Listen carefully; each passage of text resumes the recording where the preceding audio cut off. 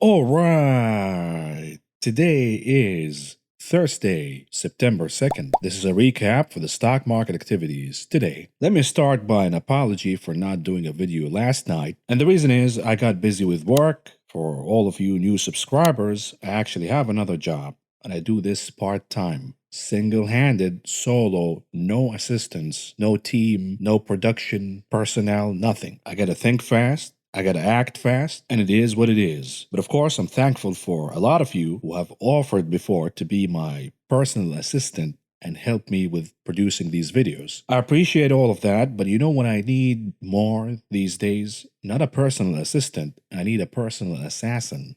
Sir, this is the San Diego Police Department. Were you just recruiting a hitman online? Yes, I was, but I was recruiting a hitman as an NFT. So long as it's in my head, it doesn't count. The other note that I have right here is my condolences, and my heart goes out to the victims and people impacted by the Hurricane Ida. Of course, I have family members in the East Coast, and it was a rough night last night. So my hopes and prayers for speedy recovery for all of those impacted by the hurricane. And the last note that I have is I mentioned producing a pre-market video covering the charts and all of that in the morning, but again, looking at the charts, there were pretty much minimal developments on the charts, if any at all. So it would have been a waste of time to produce a video in the morning on charts with no developments at all. Now, the good news is that we're going to have a lot of developments on the charts and perhaps lots of volatility starting tomorrow. And the reason is we have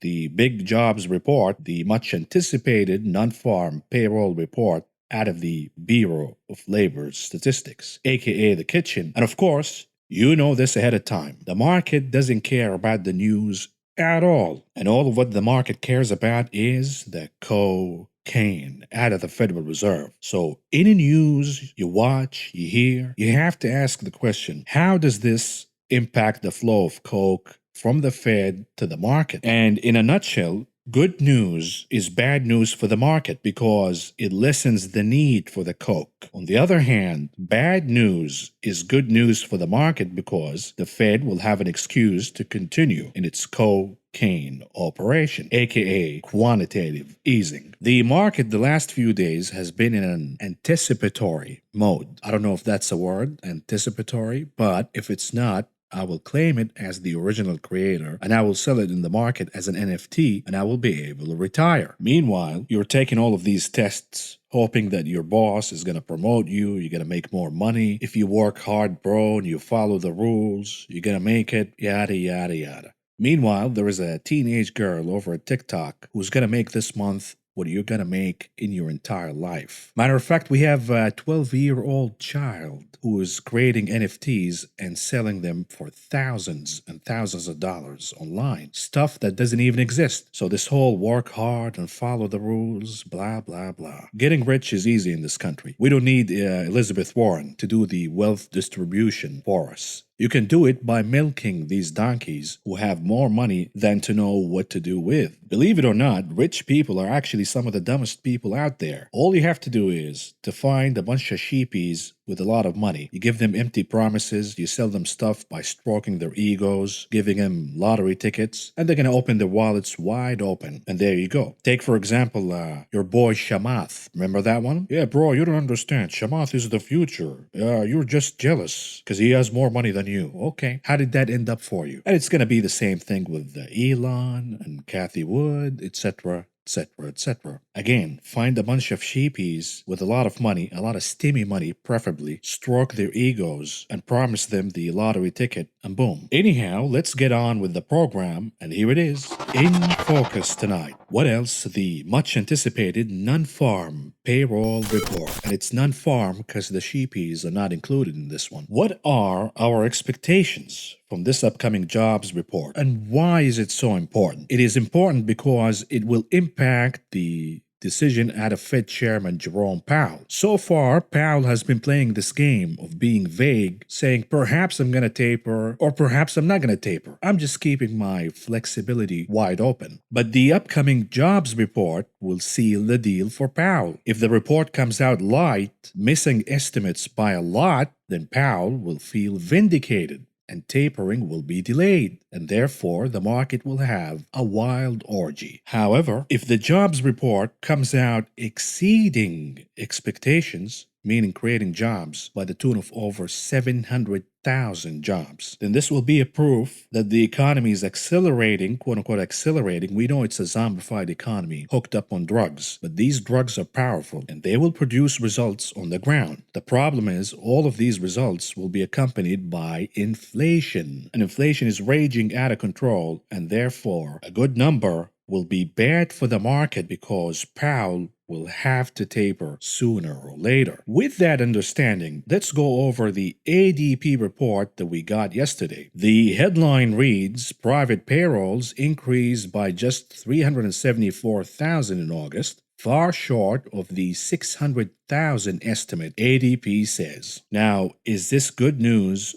or bad news? Again, 374,000 jobs created in a single month is pretty good, but it is way below the estimate, and therefore this is bad news, meaning good news for the market. Here are the details, by the way. Small businesses created 86,000 jobs. Mid-sized businesses created 149,000 jobs. Meanwhile, large employers created 138,000 jobs. In a so-called robust economy and an economic recovery, you'd like to see the majority of jobs created in the small business criteria. But we know that small businesses are being wiped out as we speak right now. Unfortunately, small businesses are playing this game with both hands tied behind them. They have to compete with large businesses, the likes of Amazon, for example. The difference is Amazon has access to the sugar daddy, the funny money printed out of thin air from the Fed, which props up Amazon stock. Amazon take out loans based on the equity value.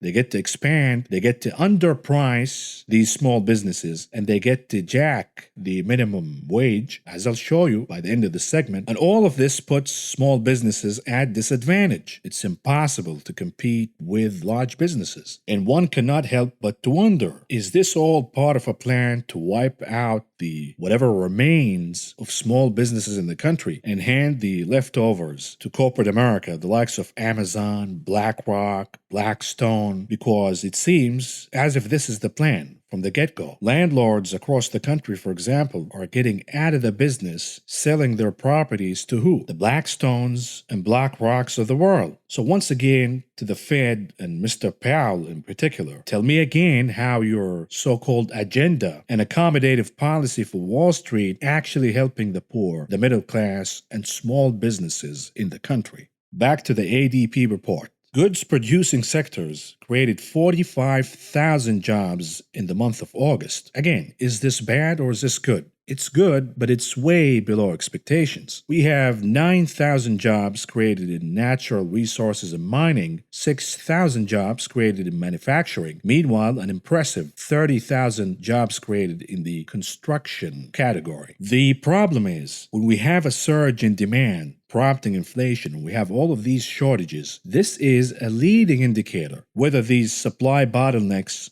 and shortages will be eased sooner or perhaps will extend further beyond our expectations. You got to understand, manufacturing, construction, natural resources, and mining, these are the kind of jobs that are needed to accelerate the supply side to catch up with the demand. But if the demand, specifically coming out of the service sector of the economy, continues to grow and grow and grow, and meanwhile, the goods producing sector of the economy is growing at a slower pace, then the imbalance between supply and demand will continue to be with us for longer than expected. Here are the numbers for the service providing sector of the economy. 329,000 jobs were created. 18,000 jobs in trade, transportation, and utilities, 59,000 jobs in education and healthcare. Meanwhile, 0 jobs for the information category. And perhaps the most important category is leisure and hospitality, created 201,000 jobs. On the other hand, financial activities created 13,000 jobs, quote-unquote other services, 19,000 jobs, and also 19,000 jobs for professional and business, whatever that is. And once again, are these bad numbers? No, they're not. But again, below expectations, and therefore this is bad news aka good news for the market and for the Fed. Another point I want to make is we have witnessed noticed the divergence between the ADP and the BLS payroll report. Usually, the ADP is a natural predictor of the number out of the BLS because the ADP represents the private sector of the economy. The BLS represents both the public and private sectors of the economy. And so far, for example, in May, the ADP report came out hot, creating almost 1 million jobs in the private sector of the economy. But magically, the BLS report came out light. About 300,000 jobs, if I recall, 366,000 jobs. Again, how the hell did the private sector of the economy create more jobs than the private and public sectors of the economy combined? Last month, it was the other way around. The BLS report came out hot, but the ADP report came out light. And this is once again the impact of cooking the data. One must ask the question, which agency is cooking the data? Is it the private ADP or the public government-run BLS? My hunch is the ADP will be held responsible if they get caught cooking the data, and therefore I trust the data out of the private sector. Meanwhile, the data out of BLS, they have admitted that they have cooked the data in the past. And who's going to check on the BLS if they cook the data anyways? And therefore, the assumption is that cooking is coming out of the BLS, not the ADP. And here it is. Today we got the jobless claims. These are the weekly jobless claims, and they fell to a new pandemic low of 340,000 claims. Is this good news or is this bad news? The answer is it's good news, and therefore it is bad news for the market. So we have conflicting pieces of data here. One pointing out the bad news that perhaps the upcoming non-farm payroll report will miss the estimate, and then we have another indicator in the weekly jobless claims pointing out that Delta perhaps is overhyped, or we're not going to see the acceleration of jobs creation. We'll see. For all we know, right now we have over 10.5 million jobs open as we speak. So the likelihood of any job loss, contraction, that's just a fantasy. What we're looking for here is how many of these jobs will be filled, and is the pace of hiring accelerating, maintaining the same pace, or de-accelerating? And by the way, if anything, this is a proof that the Fed's policy is reckless and perhaps unneeded, and all of what it's doing is counterproductive. The Fed says we're waiting for substantial further progress in jobs creation. Well, Mr. Powell, we have over 10.5 million jobs open right now. Tell me again how buying more bonds and mortgage-backed securities for another month, $120 billion minimum. Show me again how would that help in filling these jobs, because the jobs are available. The jobs are here, but they're not being filled. And buying $120 billion minimum in bonds or mortgage-backed securities has zero impact.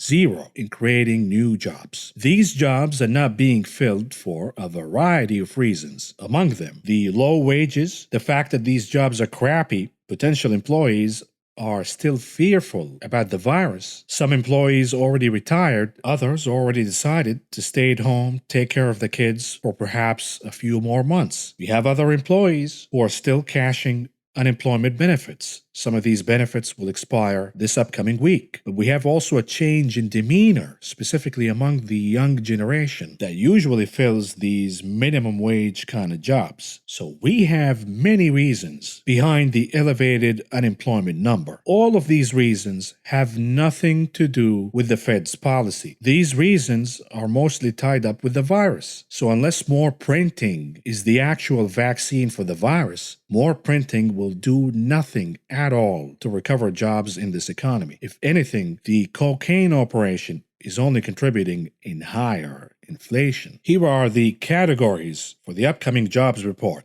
and let's do this exercise for each category. Assume that Delta is a problem and indeed slowing down hiring in the economy. Is it going to impact mining and lodging? Perhaps a minimal impact. They're not going to fire their employees that they have right now because they need them. And at the end of the day, mining and lodging wasn't that important at all in the past report. Likewise, when it comes to construction, manufacturing, and wholesale trade, all of these numbers were not that important the previous report. And if we follow the ADP report, all of these categories are still expanding and creating jobs. Perhaps Delta has a minimum impact, and these sectors of the economy will create jobs at a slower pace. That could be, but again, these are not the important categories right now in the economy. Retail trade, perhaps we're going to see some losses there. Some businesses perhaps reopened and customers were not there and they decide to close shop and fire some employees. We'll see. Here's an important category: transportation and warehousing. Now, we know that this category is dependent on Amazon. And from the information we know right now, Amazon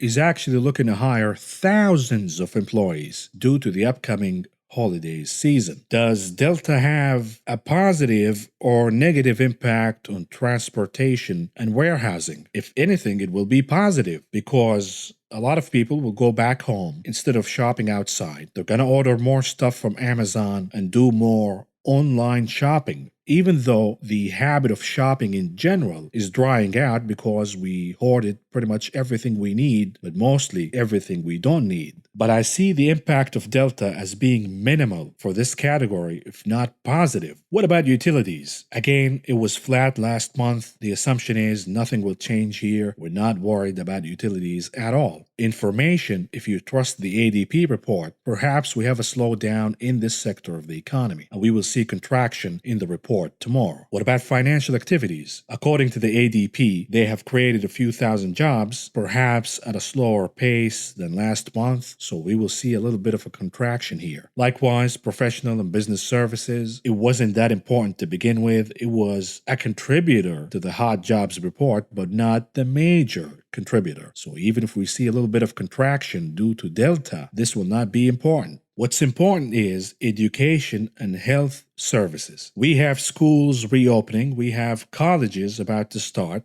so the assumption is we will show gains in this category. How would Delta impact education and health services? If anything, we will have more demand on these jobs as the reopening and perhaps hospitalization have increased in the last month. The most important category is leisure and hospitality because the so-called recovery, the so-called economic growth that everybody's jerking off to is happening via recovering lost jobs in the leisure and hospitality sector of the economy. Now, the assumption is, this is the assumption, that Delta will have negative impact on this category. We're not going to see job losses, but we will see jobs gains in this sector contracting from last month. This is the assumption, of course, because we have seen lots of cancellation when it comes to vacations, airfares, so we will see the airlines, hotels, perhaps casinos, businesses creating less jobs than last month. However, I would caution here for making any assumptions that Delta will have a permanent dent on the recovery in leisure and hospitality. And the reason is, I got this chart from Jim Bianco, who used to be a rational guy before he started doing the laser beams and all of that stupidity. But anyhow, according to Jim Bianco, the collapse in reservations, according to OpenTable, in restaurants is due to Hurricane Ida and not Delta. And the reason is the majority of declines came out of Louisiana and Georgia, the two states in the bullseyes of the storm. And I have anecdotal evidence for you. I'm not seeing a major slowdown here, where I live, for example. Yes, it is a little slower, but people are out and about, and those vaccinated are not even wearing masks. They're out there dining and going to bars and restaurants. No problem at all. So I see little impact of Delta on this category. Of course, the cooks will try to give us a rare or medium rare number, perhaps showing lots of losses in leisure and hospitality. And the reason is this is exactly what the Fed and the federal government want from the cooks at the BLS, because a weaker number will prompt the Fed to continue printing. Lastly, what about the government category? You can always count on the government to create more jobs. Why? Because the sugar daddy has the funny money printed out of thin air, and you can use that money to create jobs and expand the government to become bigger and bigger and bigger. Meanwhile, they're not doing their jobs anyways. The country is in a mess. And you have all of these millions and millions and millions of employees at the government. When was the last time the DMV was functional, by the way? Right? All of these billions of dollars, thousands of employees, but somehow you still have to wait 4 or 5 hours at the DMV. You waste an entire day waiting to renew your driver license or to do a driver test. How about all of these potholes? You report them, it takes month and month and month before the government finally responds and repairs those potholes. Look at the USCIS, the United States Citizenship and Immigration Services. You apply for a green card and it takes 50 years before you get a response. But you can always count on the government to expand and create more jobs. But perhaps another important thing I'll be watching for in the upcoming jobs report, which will be out in the morning by the way, is wages. Are wages increasing or are they slowing down? Because regardless of the number of jobs created, we know that we have over 10 million jobs open right now. But when it comes to the argument of inflation rising higher or slowing down and the impact of that on tapering, we have to look for the increase in wages. What did we get today out of Walmart? Walmart said it will raise pay for a swath of its U.S. workforce, bringing its average hourly wage to $16.40. Now, what the transitory camp, the Fed, and their apologists don't understand, these minimum wage increases, they're not mandated by the government. The government is not mandating $16.40 minimum wage for Walmart. Inflation is. There is a shortage of labor, and Walmart, Amazon, all of these businesses will have to continue to bid these hourly wages higher and higher and higher to attract employees. The demand is still hot. We have an upcoming holiday season. The consumer is still flushed with cash. They're not using a lot of credit. They still have a lot of credit to use. They have a lot of stimmies that they have saved. And most importantly, their stocks gains are in the moon. Therefore, the outlook for demand remains hot. These businesses want to catch up with the demand by increasing supply, by increasing the efficacy of moving products from inventory to the shelves to the consumer. Therefore, they need more employees. Where employees are sitting home because wages or benefits are too low. So you have this spiral of competitive behavior from large businesses, the likes of Walmart and Amazon, raising wages. And these increases will not reverse. Powell says prices will not reverse. Likewise, wages will not reverse. You cannot go to an employee and say, you know what, we paid you $16.40 an hour. Now we're going to pay you $14 an hour. Not going to happen. So these increases are permanent, pushing wage inflation higher. And as a result, pushing inflation in general higher. So whatever pennies these workers are going to get in extra wages, they will face higher rents, higher grocery bills, an overall reduction in purchasing power and the standard of living. This is what inflation does to the economy.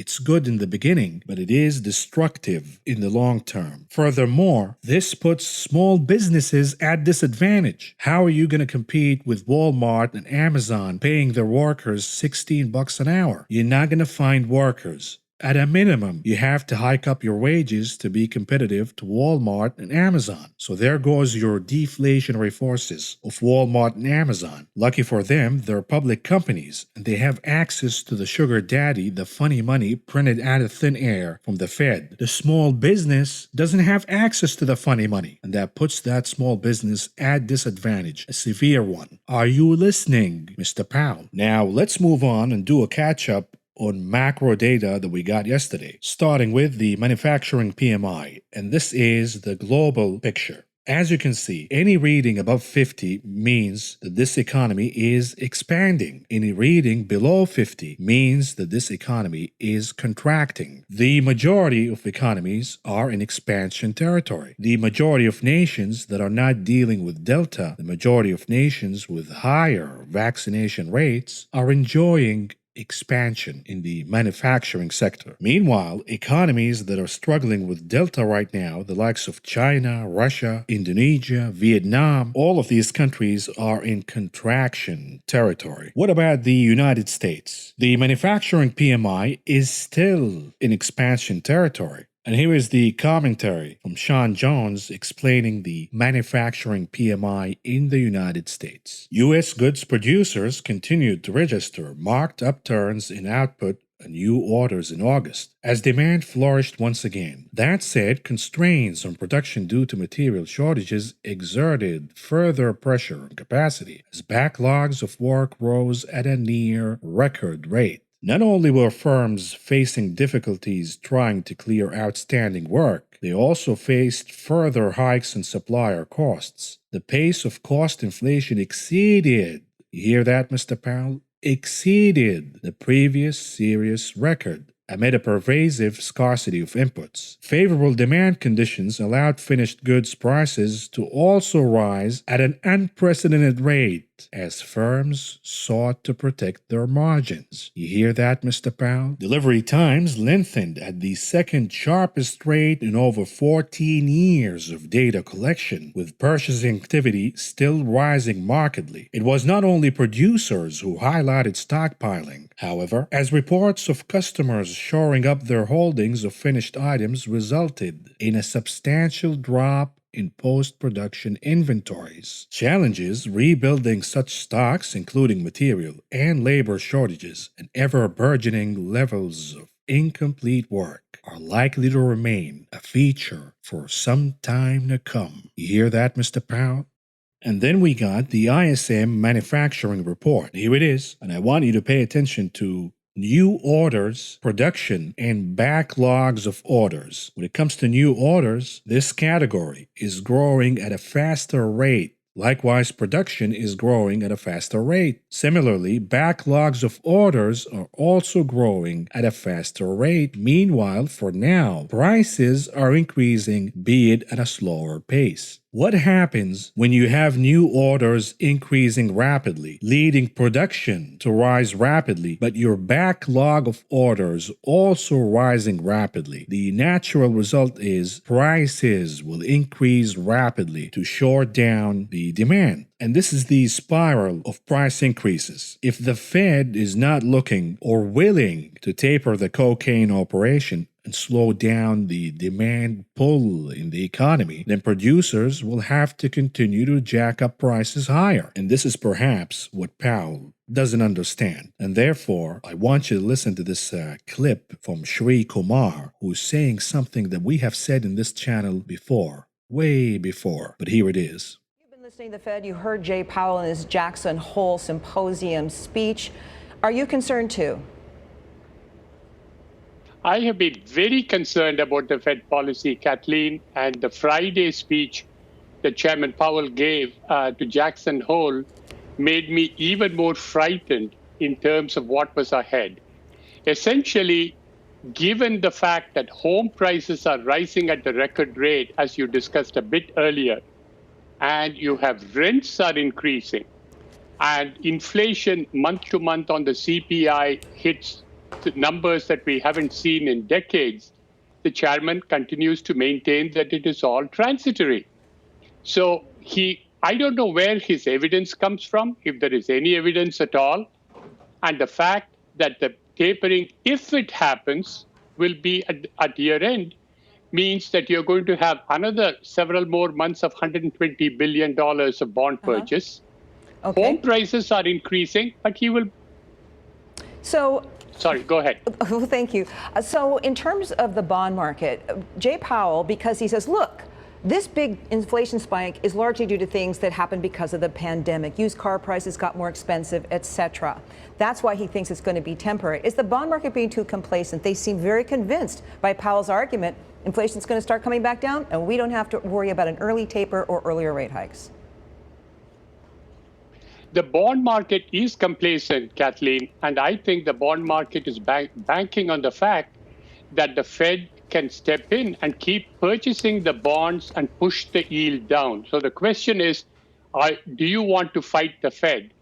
And my answer to that question is, yes, you need to fight the Fed, because the Fed cannot win at all times. We have had times in history when the Fed goes to extremes, it doesn't anticipate what is going to happen, and then the whole thing fails. One example was the effort to keep interest rates, bond yields under control during the 1940s, early 50s, and it just collapsed.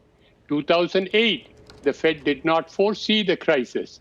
So Fed is not omnipotent, they are not omniscient, and that's the problem. And of course, Shri Kumar says you gotta fight the Fed because the Fed is gonna be proven wrong. The Fed is not always right. And when the Fed is saying inflation will be transitory and we're gonna average it at 2%, trust us, but we're not guided by any formula and we're flexible. This approach is a recipe for disaster. And indeed, when the Fed is that reckless, you have no choice but to fight the Fed. And with that, ladies and gentlemen, let's move on to the market's performance today. And here we go.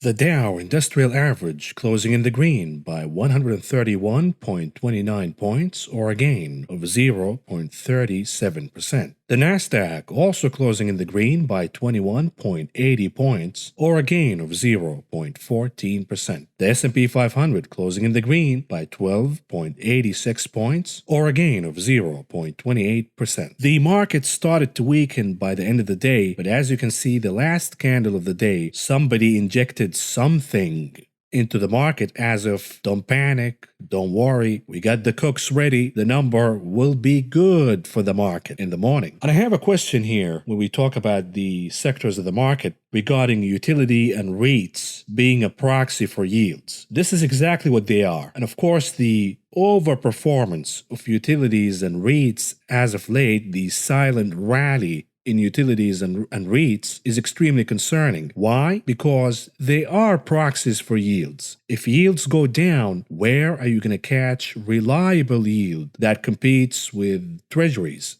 You have utilities and REITs, reliable businesses with predictable cash flow, and they pay dividends. The market treats utilities, real estate, and some consumer defensives, the likes of Coca-Cola and Procter & Gamble, as yields alternatives. When yields go down or projected to go down, these sectors of the market tend to outperform. So the outperformance as of late of utilities and REITs is concerning because the market is saying, this is the bond market at least, yields will go down and you have to seek shelter in utilities and REITs. If yields go down, what does that mean? It means the pace of economic growth is projected to crash. So at this point, for now, the behavior of utilities and REITs is extremely alarming. But here it is for today, the relative performance of the different sectors of the market. At number 1 in capturing the gold medal, energy. At number 2 for the silver, healthcare. And at number 3 for the bronze, industrials. Meanwhile, the laggards of the day led by communication services, materials, and consumer cyclicals. What about the internals of the market today? The NYSE 65% advancing versus 31% declining. The Nasdaq 61% advancing versus 35% declining. All in all, not a bad breadth for the market performance today. Moving on to futures, what's going on here? Before I answer this question, you have to ask yourself another question. How did the dollar index and yields perform today? The answer is the dollar index was down severely. Meanwhile, yields were pretty much slightly down. They were higher in the morning and then traded down as the open in the US market took place, because we have this divergence all over the place.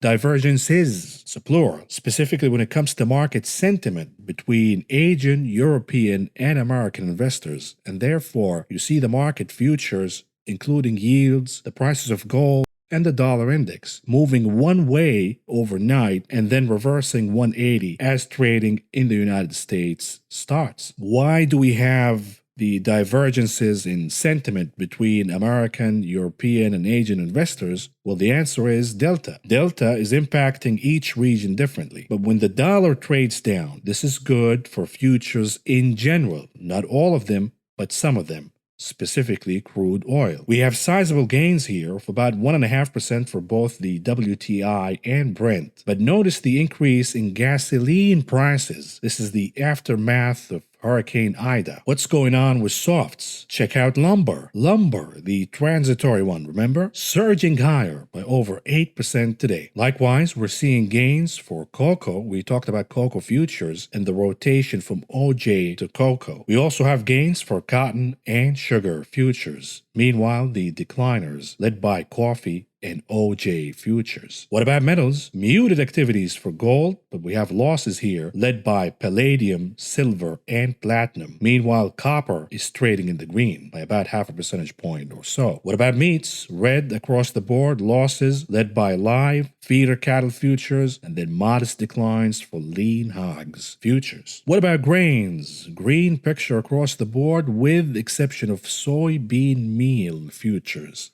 the only decliner for the day.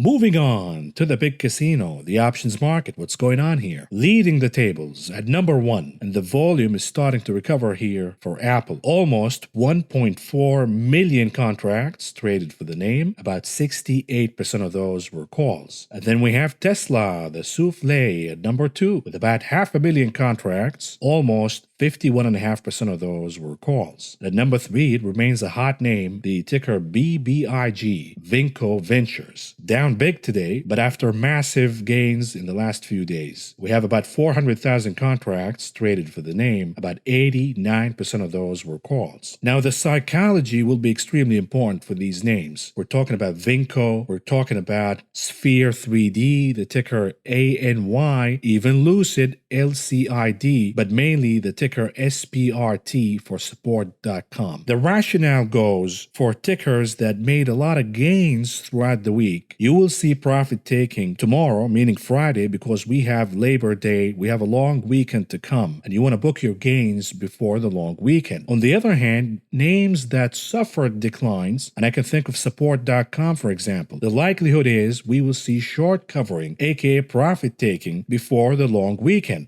because you have the decay that will happen throughout the weekend, and then we have Monday off due to Labor Day. Moving on to the unusual activities that took place in the options market today. What about the ticker ANY? For Sphere 3D, whatever that is. They're betting for more gains to come by buying the $10 calls with the expiration date of September 17th. With expectations that the name will rise higher by over 6% by then. They paid about $2.20 a piece for this trade. All in all, spending, and this is a big one, $8.5 million for this trade alone. What about the ticker QS for QuantumScape? It has been underperforming for months and months and months after prices crashed from the top. But somebody's betting for gains to come here by buying the 27 calls, expiration date September 24th. With expectations that the name will rise higher by over 20% by then, they paid about 55 cents a piece to enter this trade. All in all, spending $1 million.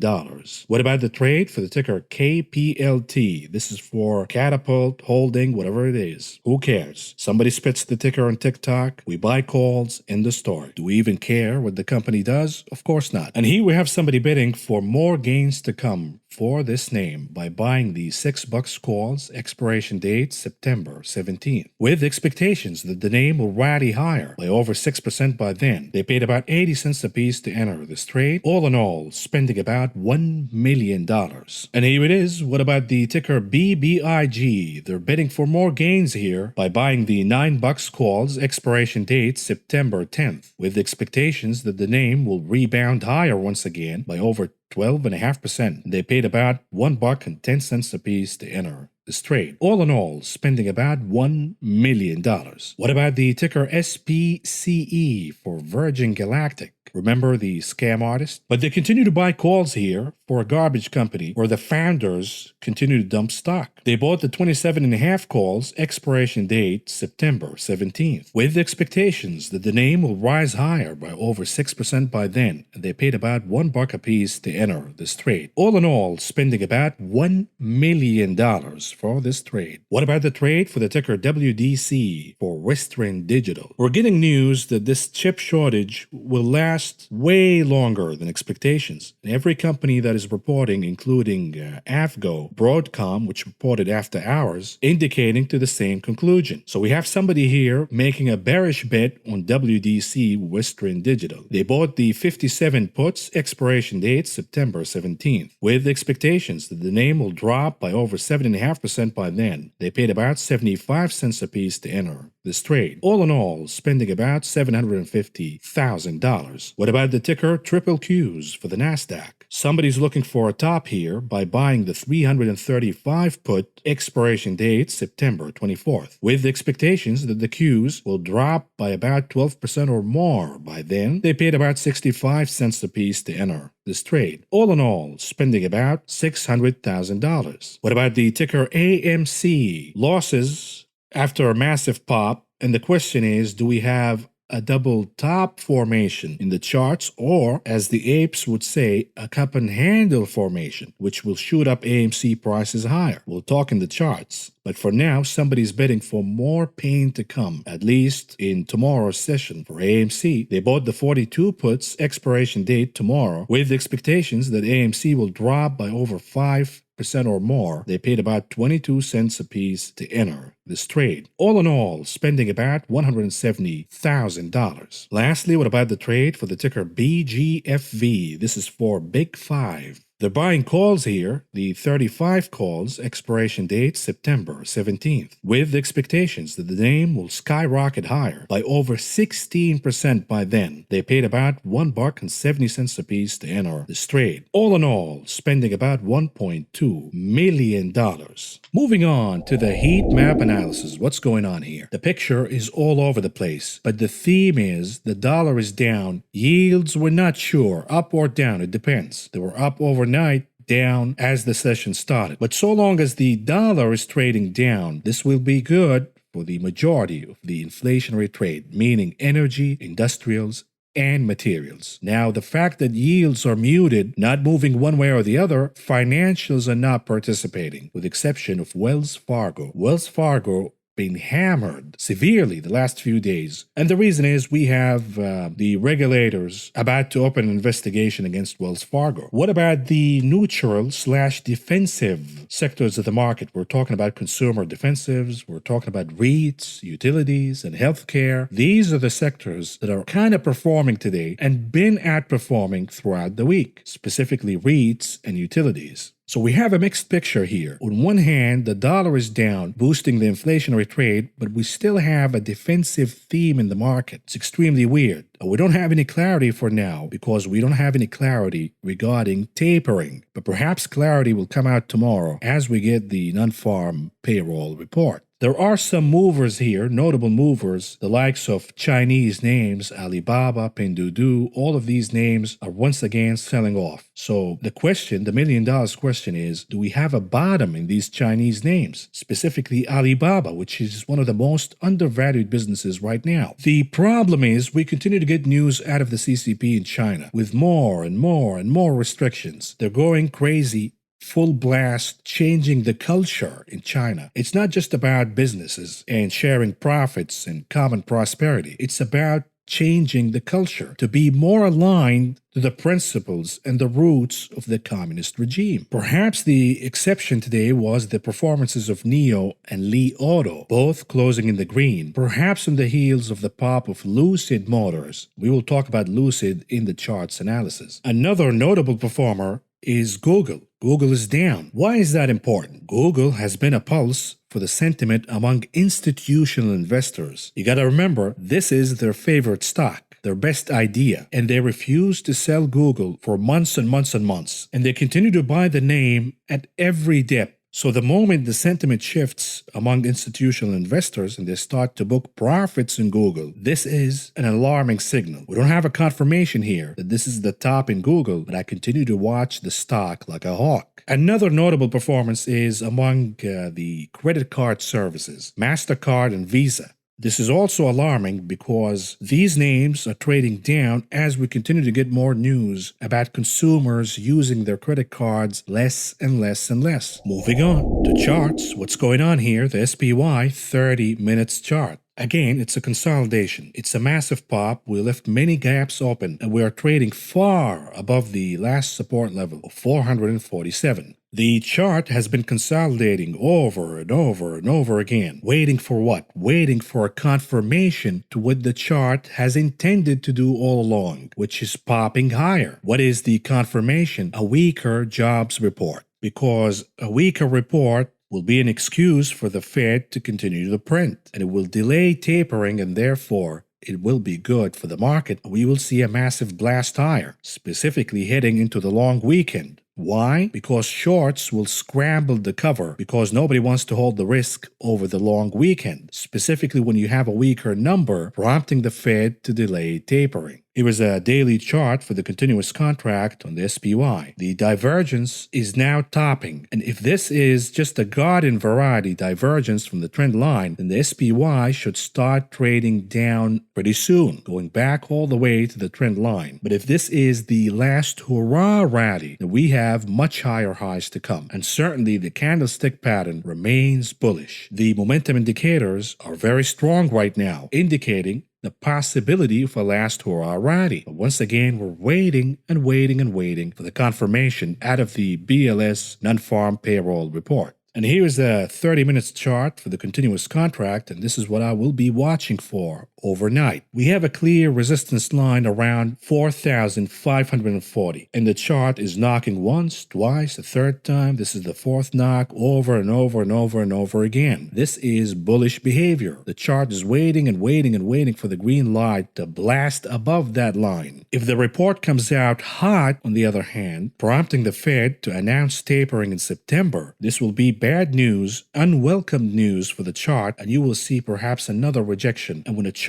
gets rejected from a line that's been knocking on over and over and over again, it usually gets rejected by a flush down. Here is a chart of the QQQ 30 minutes chart, the Nasdaq. Nothing is going on here. It is on a breakout, opening gaps, and today we saw a closure. One of those gaps, we had a mini, baby, small, insignificant bear flag, indicating perhaps some toppy action in the chart, but so far we have zero reversal signal whatsoever. And again, the chart is waiting for the outcome of the report tomorrow due to its indications on the prospects of tapering. In the event we have a flush down, we're going to look for the gap. That will be destination number 1. Destination number 2 will be 372, and this should be a solid support at least for now. This is a daily chart for the continuous contract on the Nasdaq.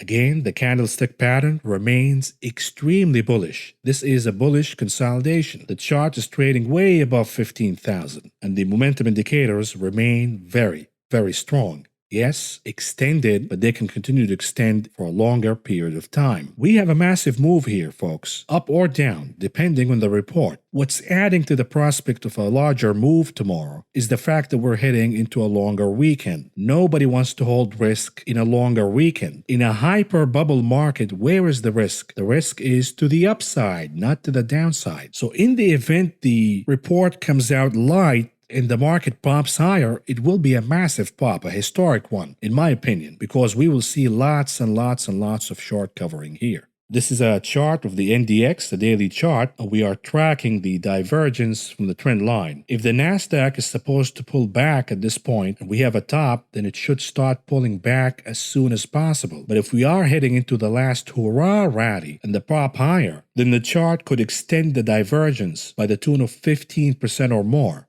So we have much higher highs to go here. Once again, it all depends on the report tomorrow. This is a chart of the IWM 30 minutes chart. We talked about the range, the support 223, the resistance 229. Whereas the IWM trading right now pretty much at 229. Look at this massive move from the bottom. When the IWM starts to lead the market, the inflationary trade, the reopening trade outperforms in the market. We're talking about materials, we're talking about cruises, casinos, airlines, industrials, energy, value stocks. And this is usually a good indicator because cyclicals are leading the market. Good indicator for what? For the economy in general. And if the IWM is right, then we're supposed to have a healthy, hot jobs report tomorrow. The problem is a hot jobs report could spike up yields higher. It could spike the US dollar higher. and it will be counterproductive with the reopening, the inflationary, and the disinflationary trades all together. Tapering is the ultimate killer. Tricky Dixie, what's going on here? Now we're looking at 92 for support. The problem is, as I said, Tricky Dixie can play possum only to pop higher right away. The sealer will be the jobs report that's about to come in the morning. This is how important this report is. It will impact the market across the board, whether it is the dollar, yields, bonds, stocks, everything will get impacted by the report tomorrow. We could care less if the economy creates 1 million or 0 jobs. The market doesn't care, in essence, but it cares about tapering. If tapering happens, the Dixie spikes up higher. Here is the chart of gold, and of course, why is gold not rallying higher today, even though the Dixie is down? Number one,